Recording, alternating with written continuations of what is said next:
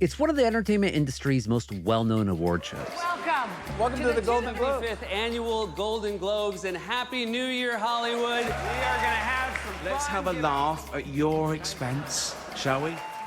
But the Golden Globes are one of the most problematic award shows, too. Many talented people of colour were snubbed in major categories. Unfortunately, there's nothing we can do about that. The Hollywood foreign press are all very, very racist. After a 2021 LA Times investigation revealed that the group that runs the Golden Globes, the Hollywood Foreign Press Association, committed multiple ethical lapses and had no black members at all, many in Hollywood boycotted the awards. Then NBC even took the Golden Globes off the air. But tomorrow, it's back. NBC says the Golden Globes will be back on TV on January 10th. The return of the Golden Globes this week is its way of telling Hollywood, we've changed. No, really. I'm Gustavo Arellano. You're listening to The Times, essential news from the LA Times. It's Monday, January 9th, 2023. Today, has the Hollywood Foreign Press Association done enough to fix its reputation? Or are the Golden Globes too tarnished to ever truly shine again? Stacey Perman is a Company Town reporter working on investigations and enterprise stories in the entertainment industry for the Los Angeles Times, and Josh Rottenberg covers the business of film for the LA Times. Stacey, Josh, we haven't had the two of you on together since the very first week of the Times, so welcome back. Thanks. Good to be here. Thanks, Gustavo. So in February of 2021, just a week before that year's Golden Globe ceremony, the two of you published a bombshell investigation about the operations of the Hollywood Foreign Press Association, which is the group behind the awards show. Stacey, remind us of what the investigation discovered, all the lowlights, what happened? Well, the investigation started because a Norwegian journalist sued the organization. She had applied for membership multiple times and was denied. And she said that the organization, she alleged in her lawsuit that it operated like a cartel, that it kept out qualified journalists like herself and, levied a number of allegations. I do not think that HFPA members, majority of them wanted to change. They were just forced to change because they were told if you don't change, it's over. So Josh and I, that was kind of our starting point. And what we found was an organization with lots of questions. The group is made up of foreign journalists. Their credibility was a question. But we also found bigger things like self-dealing. They're a nonprofit. They were sitting on $50 million in cash at that time, and they created a whole system of committees and tasks to pay these volunteer members. There were questions about votes and how junkets that they were paid to go to may or may not have influenced them, all sorts of ethical lapses. And something that got a terrific amount of attention was the fact that at the time there were 87 members and not a single one was Black.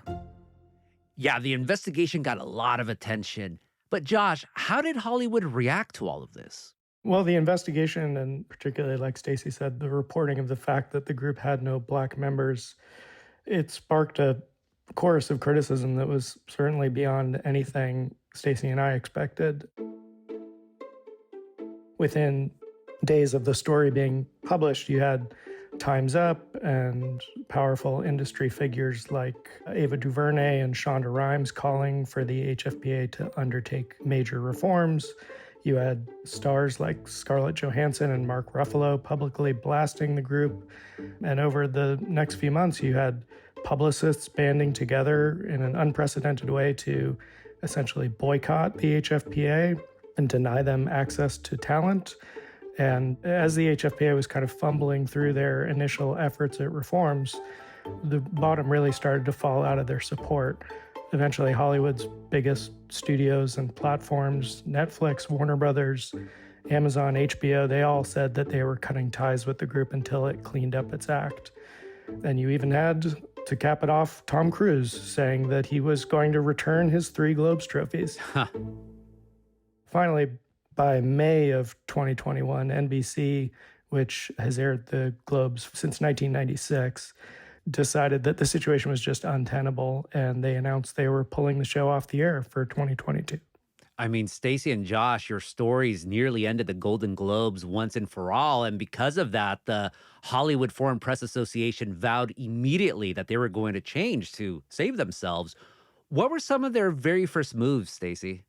Well, the first was that they made this very public announcement, this vow that they were committing to transformational change. Change in governance from top to bottom. But that's not it. We also passed a brand new set of policies banning the acceptance of gifts, restricted paid travel, and also new grievance procedure. The members will also finish their training in diversity, equity, and inclusion, and also sign a new code of conduct. But I think from the beginning, there were just one misstep after the other. You know, you have this organization that, while publicly was committing to change, behind the scenes, there were members who'd been there for decades that felt really criticized and put upon, that they were the victims, that they were being forced to reform when they didn't need to. And I think a lot of that came from the fact that for decades, you know, a lot of people in Hollywood joked and mocked the awards, even, you know, Ricky Gervais from the stage. We were going to do an in memoriam this year, but when I saw the list of people that had died, it wasn't diverse enough. No. It was mostly white people, and I thought, nah, not on my watch. And they'd had scandals in the past, but they all sort of blew over. And I think they thought this would just be another one of those times where they'd get some bad press and everybody would move on and we'd, you know, continue on the red carpet, business as usual. But that just didn't happen. I mean, they did hire an equity and inclusion consultant from USC. He quit within weeks. That happened around the time we reported that a former president of the organization, an 8-term president, had sent out an email to the group that likened Black Lives Matter to a hate group. Wow. You know, there was all sorts of fumbles. There were calls for them to disband the group and have them reapply under much more strict requirements. There were a lot of outside agitation, and they just weren't interested in it. I think what really popped for them, what really hurt, was when the publicists boycotted, because that basically cut off their oxygen to celebrities. They were used to having these exclusive events, these exclusive press conferences, this access that nobody else had to talent, and that was cut off. And that became a huge shift for them and just made them sort of Hollywood pariahs for the past 20 months. So after these initial stumbles, did the Hollywood Foreign Press Association actually make any substantive change? They did. I mean, they hired consultants and lawyers. They did bring on a full-time C-suite member. They changed their bylaws. They had these very antiquated bylaws that, you know, this might be too in the weeds, but you needed a 2/3 majority to do anything, to make any change. That shook that up. They brought in 21 new members, 6 of whom were Black. They changed certain policies. They were no longer allowed to take gifts. There were curbs on their travel. And more recently, they added 103 international voters. These are not members, but these are voters. So that changed the composition of the group. It diversified the group both geographically and ethnically and in terms of gender. That was important. So they have made definitely a number of changes.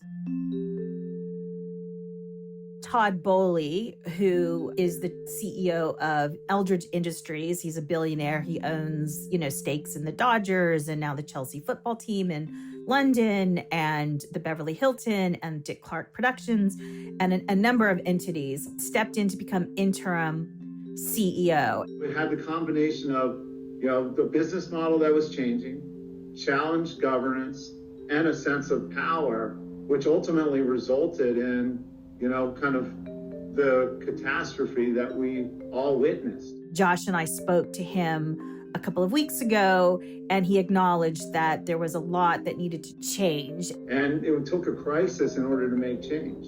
So traditionally, the Hollywood Foreign Press Association has been a nonprofit organization made up of volunteer members who are foreign entertainment journalists based in Los Angeles. Now it's a for-profit, it's private enterprise. Members are employees. They're paid salaries of $75,000 a year. So how do you make people accountable?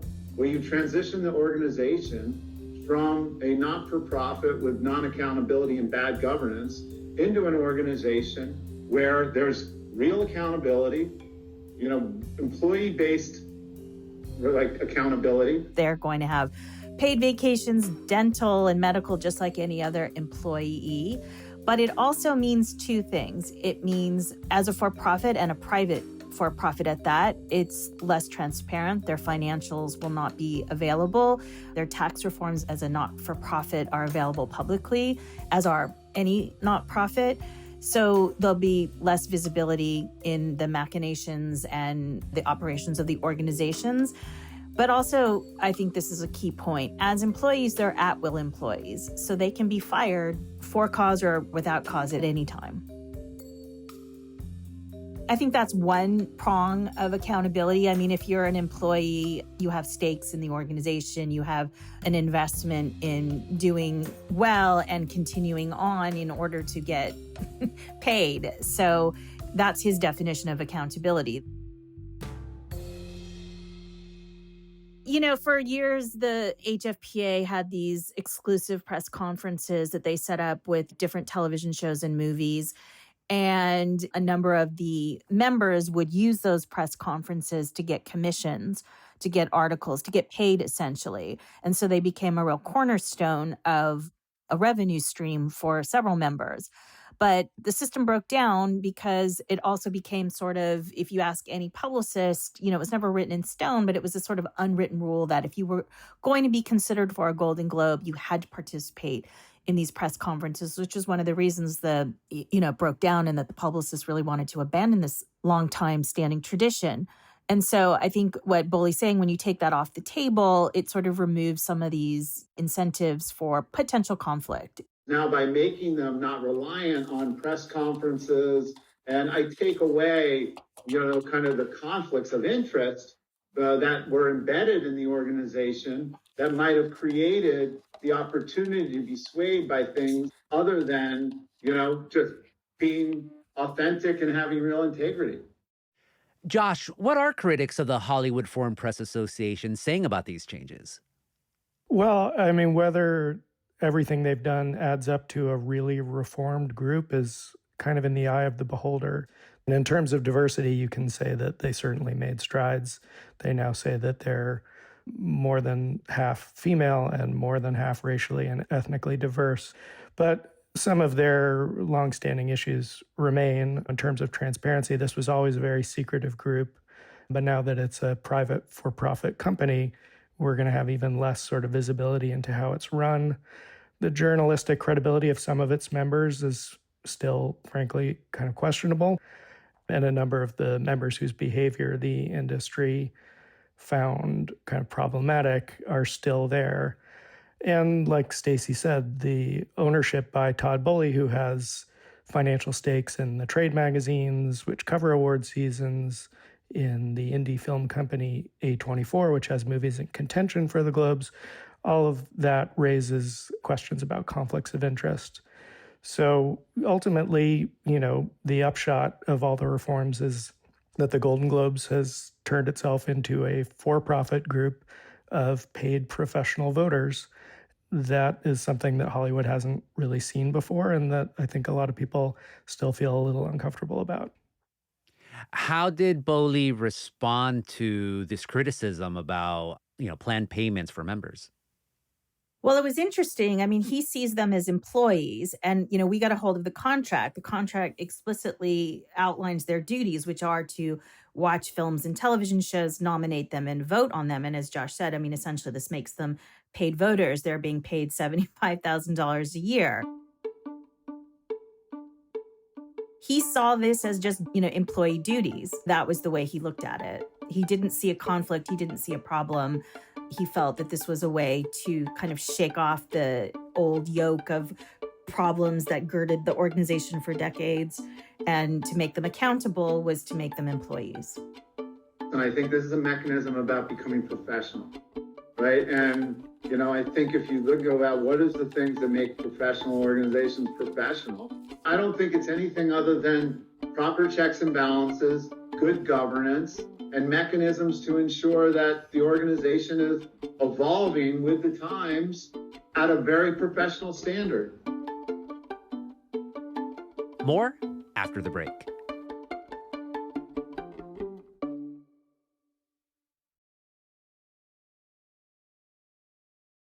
So, Stacey and Josh, the investigation that the two of you did, the fallout from it, the attempts at transformation, there's a lot right there. But now the Golden Globes are back on TV this week. So, Josh, how is Hollywood at large feeling about this? Are they cheering, sneering, or just like, over it?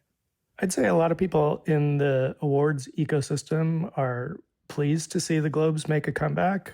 But I'd say if Hollywood on the whole is cheering, at least so far, they're doing it pretty quietly. When the HFPA announced its nominations last month for this year's Globes. Good morning and welcome to the announcement of the 80th Annual Golden Globe Award nominations. The reaction was fairly muted. Best performance by an actor in a limited series, anthology series, or motion picture made for television. Taron Egerton, Blackbird. Colin Firth, The Staircase. The morning of the nominations, we reached out to 60 nominees across the various film and TV acting categories. And in the end, only one person was willing and available to get on the phone to talk about their nomination, and most didn't respond at all. The one person who was available to get on the phone to talk about their nomination was Niecy Nash. Niecy Nash, Dahmer, Monster, The Jeffrey Dahmer Story. And she talked about how moving and important it was for her to be nominated. So, this award still is meaningful for a lot of people who are nominated. It's still a milestone in their career and something that they can use as a kind of springboard to other opportunities. But a lot of people still seem reluctant to be seen kind of publicly embracing a group that was so recently being shunned and whose reputation has been tarnished to some degree. And it still remains to be seen how many nominees and other stars are going to show up on the night of the show. And that's, I think, really when we'll see just how ready the industry is to embrace the Globes again. So who do you think is actually going to show up then? Well, we know that some people are showing up. I mean, Gerard Carmichael is going to host, and we don't know what he'll say, but he is going to be hosting. And we know that some nominees, like Steven Spielberg and the cast of The Fabelmans, are going to be there. Daniel Craig is apparently going to be there. And, they've announced some presenters, and they're certainly highlighting the sort of diversity of the presenters. This is all a testament to the fact that kind of behind closed doors, the HFPA has been holding meetings with publicists and studios really for months to try to thaw relationships and convince the industry that it has made significant reforms and, really try to persuade them, look, this is good business for everybody. Everybody in the awards ecosystem has a stake in the survival of this show.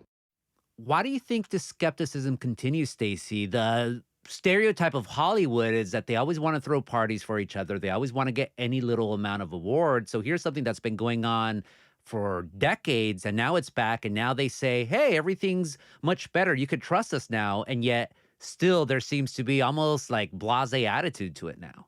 Well, I mean, I think if you look at the fact that it took 20 months for them to get to this point, it's a rather long time.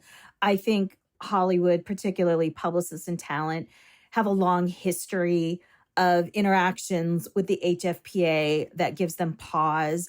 The board, the president, the majority of the actual members remain the same pool of people. So there are those questions, and you're kind of in this gray area now. So you have Todd Boehly, and he's announced all these changes, but not all of them have been implemented yet. I think, this year is kind of a strange year. It's kind of a wait station, whereas next year you'll see more of those factors put in place, and then you can have, sort of a track record to look at. I think also a lot of people in Hollywood are kind of nervous to go down the red carpet, those that show up and be asked an opinion. Why are you here? What do you think? Nobody wants to raise their hand, especially in a nice ball gown on a red carpet on a night that they're being honored, and ask these kinds of uncomfortable questions. So the owner of the Golden Globes now, Todd Boehly, what does he have to say about all the skepticism surrounding this latest iteration? I mean, interestingly enough, he acknowledges that there's skepticism. I think he told us you can't win over everybody all of the time, and it's kind of theirs to lose. It's theirs to prove that they have made strides and that they are moving forward and that they do want to be a viable part of the Hollywood universe or the ecosystem. So, yeah, I think he took a fairly forthright, kind of humbled position, realistic position that this is going to take time. There's no magic bullet. More after the break.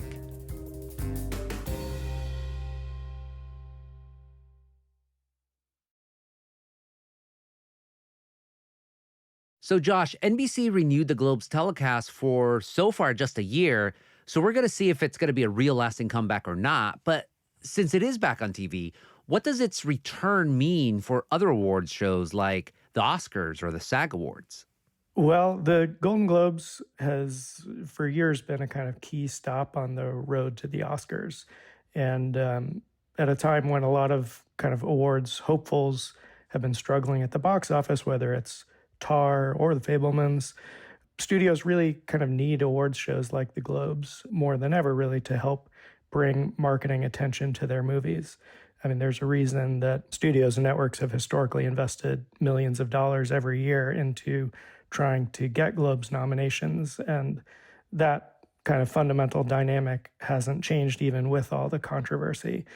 But at the same time, the viewership for awards shows in general, whether you're talking about the Emmys or the Oscars or the Grammys, they've all been trending downward for years. Some people think that they're in kind of a death spiral.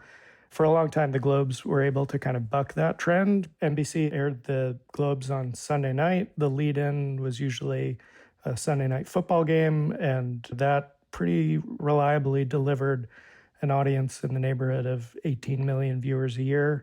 It certainly helped that this was the first awards show on the calendar, that it had a reputation for being fun and loose and boozy, and it covered both film and TV. Ratings for the show in 2021, just the week after our investigation came out, were down sharply.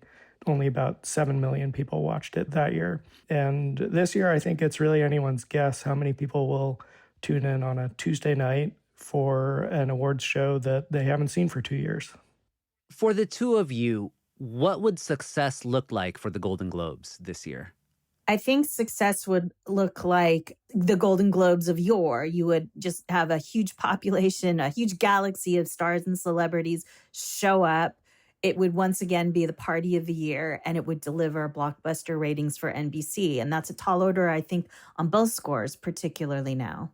Yeah, I mean, just in the 2 years since the Globes have been on the air, the entertainment landscape has only gotten more fragmented, and the number of people who seem eager to tune in at a certain time to a certain channel to watch celebrities give each other awards, that seems to have continued to shrink. So if the Globes is going to succeed, it's going to have to give the audience some reason to tune in, some entertainment value that it can't get anywhere else. And that starts with celebrities showing up and lending their star power to the show and investing it with a sense of kind of glamour and legitimacy. And then finally, if the Golden Globes fail, what's next for it? Well, if the show flops and if NBC decides to end its long relationship with the Globes, Todd Boehly and the HFPA, they've already talked about trying to find a potential new distribution platform, whether it's another network or a streamer. And, given how many scandals the HFPA has survived over the years and the amount of money that's at stake for all the different players who touch the award season, I don't think most people would bet against them. But I remember back when NBC announced it was pulling the show off the air in 2021, I remember Matt Damon was asked about this, and he said something to the effect that the world doesn't need to mourn the death of an awards show. And I think that's true. For stars, there's a lot of glory and ego gratification into getting a shiny trophy. For the studios and networks, there's a major marketing tool at stake. But at the end of the day, the world has bigger problems to deal with than the future of the Golden Globes. Josh, Stacey, thank you so much for this conversation. Thanks, Gustavo. Thank you.